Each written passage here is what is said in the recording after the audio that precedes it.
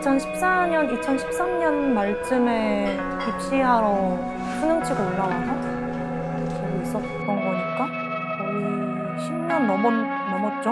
학교 다니면서 있었으니까. 이 정도면 서울 사람이라고 해도 될지. 저는 보통은 소마라고 불리는 사람이고요. 작품 활동하고 있고 RX15란 이름으로 음악 활동하고 있는 사람입니다. 이름의 유래. 소마는 어렸을 때 트위터 닉네임 정하다가 그때 접했던 책 중에 그 올더스 헉슬리의 멋진 신세계 거기에 나오는 조그만한 약물 이름인데 그래서 그냥 이름으로 쓰기 괜찮겠다 해서 그렇게 트위터 닉네임으로 하다가 작업하면서 그냥 쭉 그렇게 불려가지고 그냥 그렇게 하게 됐고 지금은 아마 폐쇄된 걸로 알고 있는데 RX15라는 이름의 천문대가 있어요. 거기서 이제 우주로 쏘아보내준 메시지가 하나 있어요. 그게 RX15 메시지라고 해가지고 이게 능동적 외계 생명체 찾기 프로젝트 중에 하나거든요. 그 당시에는 되게 섬세하게 만들어졌겠지만 지금의 시점으로 봐서는 약간 인간적인 실수 같은 것들이 좀 있어요. 예를 들어서 막 이제 이진법으로 만들어진 메시지인데 인간의 염기 서열수 같은 걸 거기다 기록을 해서 보낸 거거든요. 근데 그게 지금의 시점에 밝혀진 인간의 염기 서열수랑 또 다르고 근데 약간 저는 그런 게 좀 인간의 어떤 무모하면서 사랑스러운 지점과 어떤 로맨티시즘이 있는 것 같아서 아 이거 좀 되게 인상 깊은 프로젝트다라고 생각을 하다가 그때 키세와가 말하기로 아티스트명은 검색했을 때 자기만 나와야 한다. 이름을 철자만 하나 바꿔가지고 정한 거예요. 다양한 거를 한다는 질문을 좀 받는데 근데 사실 저는 그 모든 게 하나의 태도에서 통할 때 방식이나 매체는 사실 어떤 선택이라고 보거든요. 그래서 이거를 하든 저거를 하든 어떤 방향성만 같으면 저한테는 다 같은 작업이라고 느껴져가지고 이것도 하고 저것도 한다는 게 저한테는 다르게 느껴지지 않는 그런 게 좀 있어요. 기획을 하든 시각 작업을 하든 사운드 작업을 하든 그냥 작업하는 사람 정도로 그냥 생각을 하는 것 같아요. 작년 말에 단편 영화 음악을 처음 했는데 그 조이수라는 감독님의 신혼미상 아동들에 대한 사실 저한테는 좀 좋은 경험이었어요. 저 혼자만의 작업이 아니니까 영화 음악은 어쨌든 그 스토리가 있고 텍스트적인 부분들 그러니까 이미지를 너무 뛰어넘어서도 안 되고 그렇다고 해서 존재감이 너무 없어서도 안 되고 그래서 그 밸런스를 찾는 거 그리고 그 영상의 리듬감, 시간 타임라인과 같이 가는 거 그런 게 조금 챌린지 같이 만드는 게 좀 되게 재밌었던 것 같아요. 아 사실 근데 저도 이게 아직도 되게 어려운 게 그 실제로 음악 작법에 대한 공부를 해본 적이 없고 그러니까 저는 조금 모든 작업을 할 때 되게 어떤 이유나 그런 텍스트적인 부분들이 되게 우선되거든요. 음악을 하면서 음악을 좋아서 이제 만들기 시작하기는 했지만 이게 잘못하면 너무 음악을 대상화하는 것 같은데 좀 더 저한테는 감각적인 영역의 어떤 거라고 느껴졌거든요. 그렇게 하면 좀 더 즉각적으로 작업을 해야 하는데 그게 너무 어려운 거예요. 저는 그냥 하는 게 너무 힘든 거예요. 이 빈 캔버스를 보는 게 사실 이게 너무 캔버스거든요. 그냥 해야지 하는 마음으로 음악을 막 계속 그냥 진짜 비트를 찍고 한번 멜로디를 쳐보고 그리고 막 만들어낸 것들이 저한테는 너무 이유 없게 느껴지는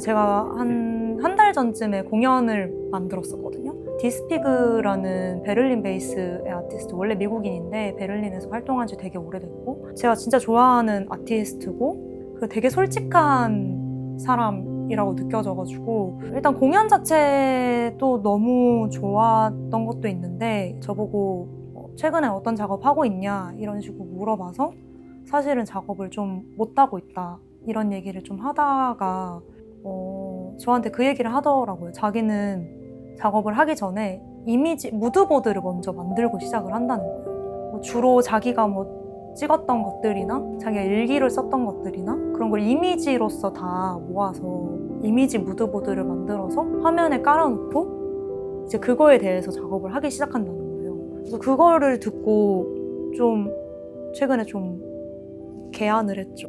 그냥 소리를 만들어서 시작하는 게 아니고 그냥 이미지로부터 어떤 스토리 라인이나 무언가를 상정하고 시작해도 되지 않나? 이런 생각을 그때 했던 것 같아요. 그래서 그런 방식으로 좀 변화를 해보려고 작업을 최근에는 좀 생각을 하고 있었어요. 그리고 이제 또 디스피그 공연을 보면서 되게 솔직한 음악이라는 생각을 많이 했거든요. 그 사람이 가진 어떤, 그러니까 작업을 하다 보면 사람이 좀 스스로에 대한 거짓말을 할 때가 좀 많잖아요. 멋있어 보이고 싶고 사실 그 작업을 솔직하게 한다는 게 전 진짜 어려운 것 같거든요. 솔직한 작업을 한다는 거. 자기의 어떤 욕망을 똑바로 바라보고. 근데 그 친구의 라이브 자체가, 음악 자체가 전 예전부터 너무너무 솔직한 사람이라는 생각을 했어요. 그렇게 음악에서 자기의 어떤 가장 낮은 부분을 되게 솔직하게 드러내고 그거를 적극적으로 표현하고 그게 무대에서 모든 것이 이루어지고 그러니까 그게 끝나면은 여운과 함께 다시 일상으로 돌아올 수 있는 그게 되게 완벽한 작업이라고 저는 생각을 했었거든요. 물론 이제 본인이 느끼는 어떤 불완전성은 있겠지만 한 번도 그런 식으로 뭔가 폭발적으로 다 쏟아내보는 표현의 경험을 해본 적이 없거든요. 왜냐면 제가 조금 모든 걸 다듬고 싶어하는 성향이 있어서 그래서 다음 작업을 한다면 조금 더 표현적일 수 있는 작업을 해봐야겠다 이런 생각을 최근에는 했던 것 같아요. 이렇게 앉으시면 안 됩니다. 소리가 작살난다고. 릴스 그만 봐야 되는데. 릴스 그만 봐야겠다. 릴스 많이 보세요 원래? 아 진짜 중독이에요. 중독 아니세요? 저 진짜 릴스 중독 심각해. 강아지 릴스. 눈 안 보이는 줄 알았던 반려견 알고 보니 그냥 무시한 것.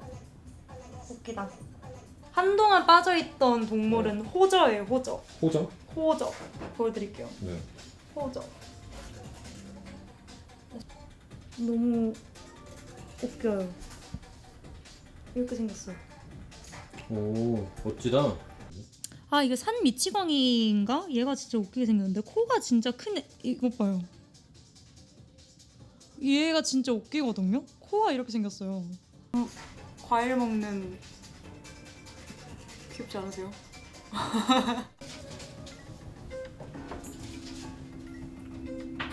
그냥 제가 보고 싶어서 만드는 거거든요. 라이브 공연을 주로 만드는데 그냥 진짜 순전히 제가 보고 싶은 거를 만드는 것 같아요. 이거는 내가 보고 싶다. 하지만 나 아니면은 어렵겠다 싶은 것들 그리고 사실 나의 영역 안에 좀 가둬두고 싶은 욕심 그런 걸 할 때 조금 만드는 것 같아요. 아 대처가 안 돼요. 최근에 했던 그 공연에서 너무 큰 타격을 받아가지고 제가 막 사실 최근에 한 2개 정도 라이브 공연을 만들고 둘 다 사실은 마이너스였거든요. 근데 마이너스가 그냥 마이너스는 또 아니고 꽤 커요. 꽤 크게 났는데 대처가 좀 안 되더라고요. 사실 이전 공연도 판매를 한 50장 정도 했고 올해 공연도 판매를 한 50장 정도 했는데 그 말은 기본적으로 국내에서 전자음악 공연 판매되는 양이 그 정도밖에 안 된다는 거거든요. 이 정도 레벨의 아티스트들을 데리고 할 수 있는 티켓 판매량이 한 4, 50장을 왔다 갔다 한다는 건데 그게 사실은 조금 문제죠. 저뿐만이 아니라 사실 다른 기획자들도 저는 비슷한 판매 부수를 하고 있다고 느끼거든요. 네, 아마 2024년 말 저희 인터내셔널 사무실에서 했던 공연이거든요. 그게 이제 베뉴를 가고 싶지가 않아서 오히려 좀 더 인디펜던트, 그러니까 독립적인 방식으로 공연을 해보고 싶다. 규모가 작더라도. 라고 해서 선택을 했던 방식이었고 이번에는 베뉴를 가서 정식적인 공연이 돼 너무 크지 않은 규모로 한번 해보고 싶다. 약간 그 모든 걸 좀 해봤거든요. 막 다 해봤다고는 하진 않겠지만, 근데 최근에 공연을 하고 공연 자체는 너무 좋은 경험이었지만 공연을 만드는 것을 완전히 모르겠다라는 결론에 조금 지금 내렸어요. 그러니까 어떤 공연이 잘 되는지, 내가 아무리 뭔가를 해도 그 리칭 가능한 범위가 이 티켓 구매로 이어지는 그 범위가 너무 한정적으로 느껴지고 좀 모르겠어요. 근데 유일하게 알고 있는 답은 미디어를 통해서 유명한 사람의 티켓은 무조건 산다는 거거든요. 근데 사실 그 어떤 스타의 공연을 만든다는 건 제가 원하는 바는 또 아니거든요. 그게 아니고서야는 무조건 이런 마이너스를 감당할 수밖에 없나? 라는 생각? 그래서 진짜 내가 스타가 되어서 사람들한테 이거 들어, 이거 좋아 라고 말하는 순간 이제 그거에 대한 구매력이 올라갈 텐데, 물론 이거 내가 선택한다고 할 수 있는 건 아니지만 그런 방향성이 있잖아요. 그런 길로 가는 방법이 있잖아요. 이거는 스타가 아니고서야 이거의 리칭을 높이는 방법이 없는 시대일까? 예, 최근에 조금 그런 생각에 좀 갇혀 있었어요. 참 그게 작업만 하는 게 아니니까 사실은 그거는 이제 작업으로서 자유로울 수가 없으니까. 근데 내가 그러기 위해서 작업을 하고 사느냐가 저의 지금 가장 어려운 포인트인 것 같아요. 저는 좀 약간 인스턴트한 방식으로는 하고 싶지 않다는 그런 게 있거든요. 모르겠어요. 약간 진짜 모르겠어요.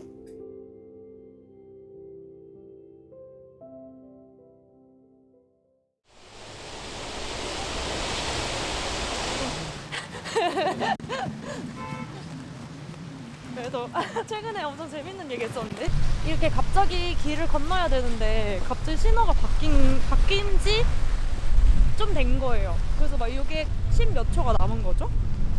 그래서 고민을 하다가 이거 못 뛸 것 같은데 하다 갑자기 뛰자 이렇게 해서 진짜 그 10몇 초가 남은 부족한 시간이었는데, 그냥 그 고민을 하느라 한 2초를 보내고, 그러고 나서 뛰자마자 제가 이제 이 얘기를 했거든요.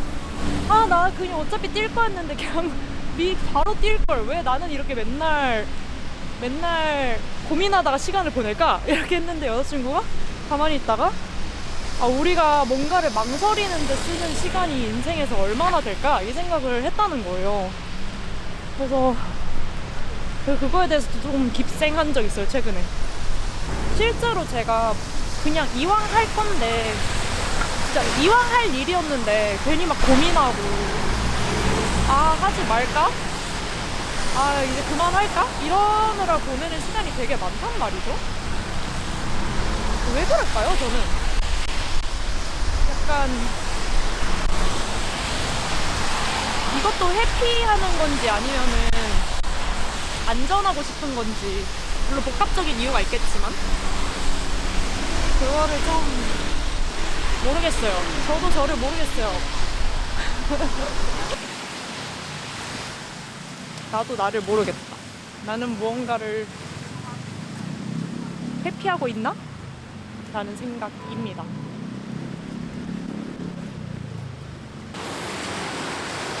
스스로에 대한 지금 의심의 기간이랄까요? 가장 뭔가 스스로를 잘 모르겠는 기간이 되어버려서. 물음표 있다. 큰 물음표. 물음표가 어디 있는데? 여기. 지금 완전 물음표 상태입니다, 여러분. 제 인생이 지금 저희 물음표예요. 완전 더웁니다, 저거.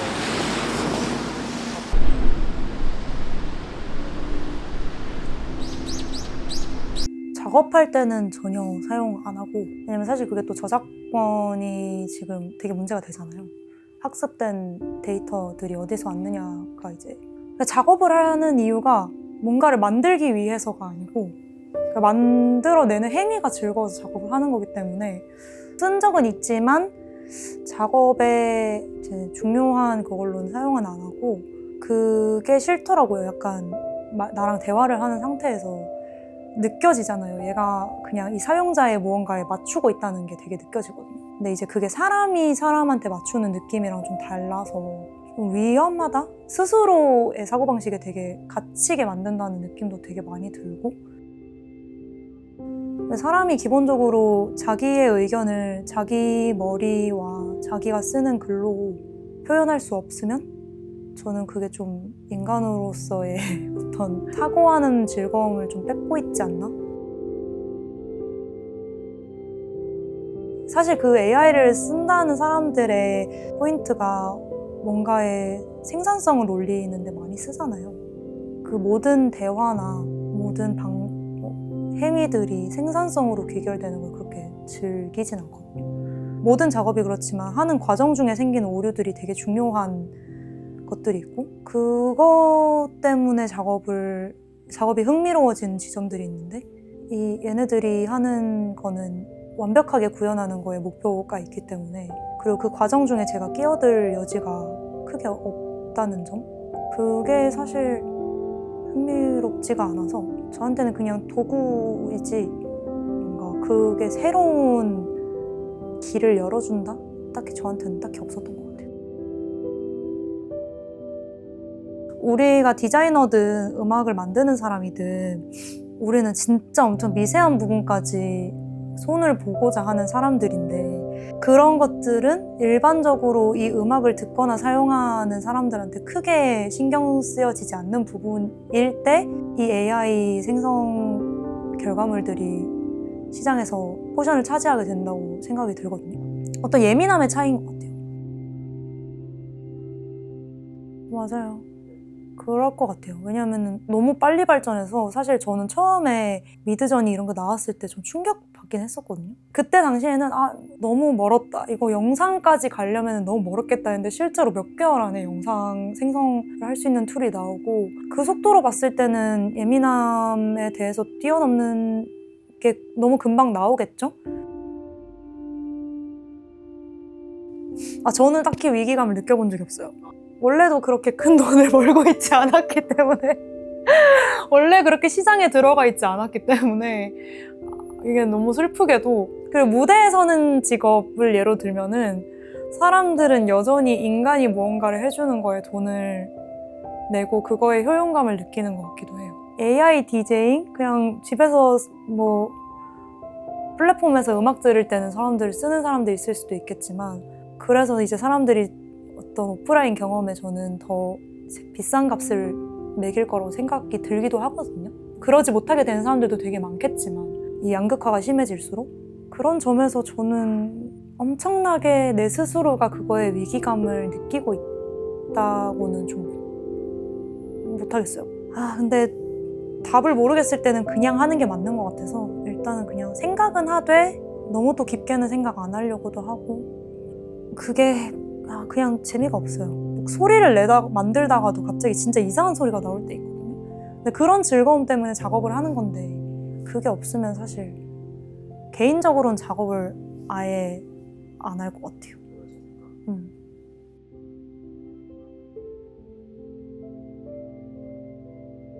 완전히 맞는 말인 것 같아요. 요즘 사람들이 가고 싶어하는 공연이 스타들의 공연일 수밖에 없는 것처럼 약간 이런 디제잉 같은 데서도 엄청 그게 더 강해졌다고 느끼거든요.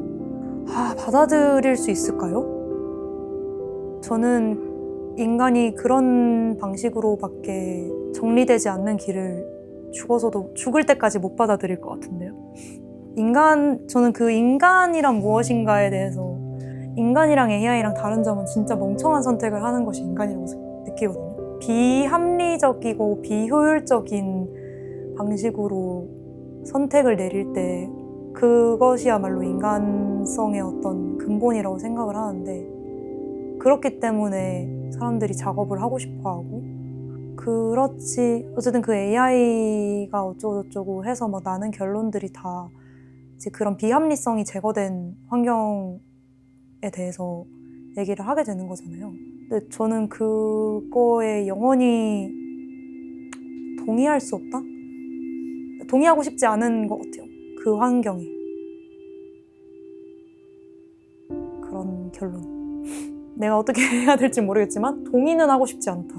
사랑하는 사람을 위해서 내 통장에 10만 원밖에 없어도 10만 원짜리 밥을 사주고 싶어 하는 게 사람의 마음인데 그런 결정을 AI가 내리지 않을 거라는 거죠. 뭐 제가 한 것처럼 마이너스가 엄청 많이 남는 공연을 만들기. AI가 내리지 않을 결정 같다는 거죠.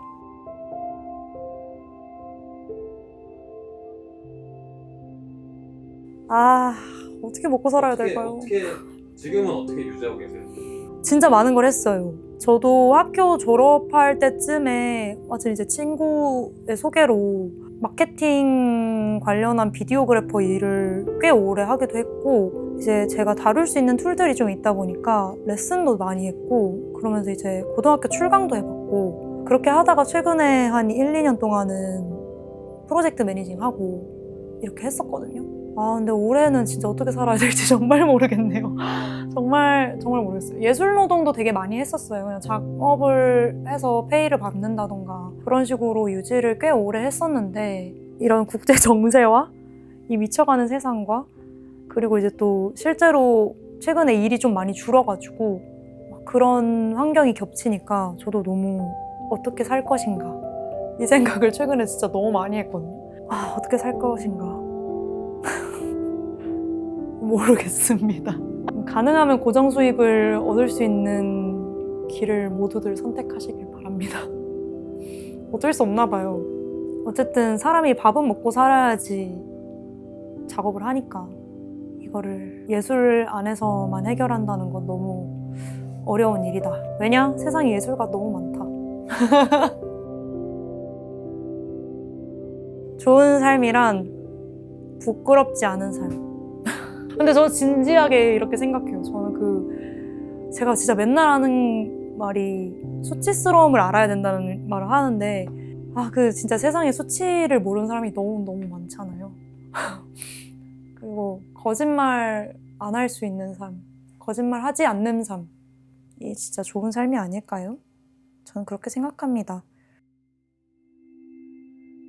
요즘은 좀 공부를 더 하고 싶다는 생각을 이제 환경을 바꾸는 일에 대해서 좀 오래 생각을 하고 있어요. 뭐라고 해야 될까? 내가 이랬더라면 하는 거 있잖아요. 내가 이랬으면 분명히 더 잘 됐을 수도 있을 텐데 라는 그런 벌어지지 않은 일에 대해서 해보지 않은 상태로 시간이 흘렀을 때 그거에 대해서 억울함을 느끼게 될 때 못난 사람으로 늙는 걸 원치 않아요.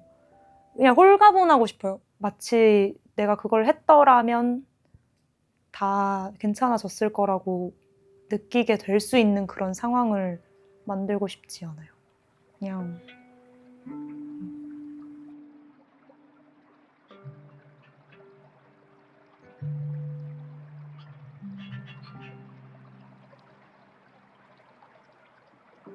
그거 있거든요. 그 시크릿 뭔지 아시죠? 옛날에 엄청 유행했던 책. 그 한참 자기계발서로 엄청 유행했던 책이 있는데 오랫동안 실천하려고 노력하는 게 그러니까 내가 말하는 거를 내가 다시 듣잖아요. 그래서 약간 자기 예언적 발언에 대해서 되게 많이 생각을 하고 더 희망적이거나 좀 더 뭔가 해야 된다고 생각하는 걸 좀 선언적으로 하려고 생각을 되게 많이 하거든요. 이게 조금 나쁜 버릇이긴 한데 왜냐면 사실 저도 너무 인간이고 너무 길을 잃고 있고 그래도 희망적인 말을 해야죠. 이 암울한 시대에.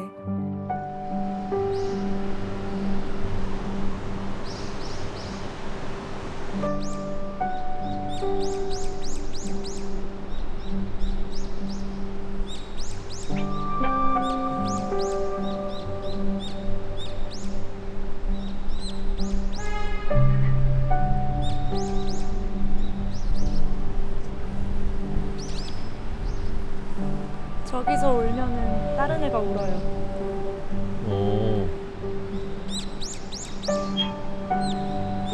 둘이 뭔가 대화하는 건가? 기분 좋은 소리.